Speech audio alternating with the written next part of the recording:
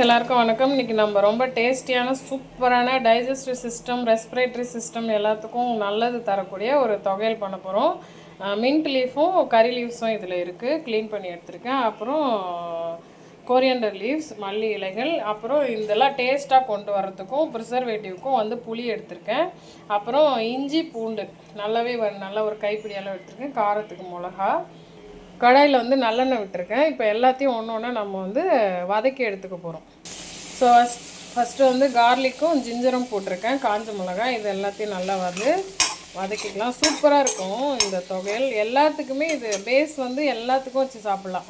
Rice, dosa, idli, tiffin item எல்லாத்துக்கும் suit ஆகும்.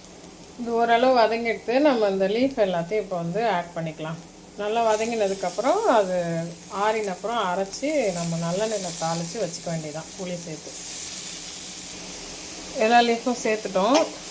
நம்ம அப்படி வதக்கி விட வேண்டியதான். தண்ணிலாம் சேர்க்க வேண்டாம், நல்லா வதங்கி வந்துடும்.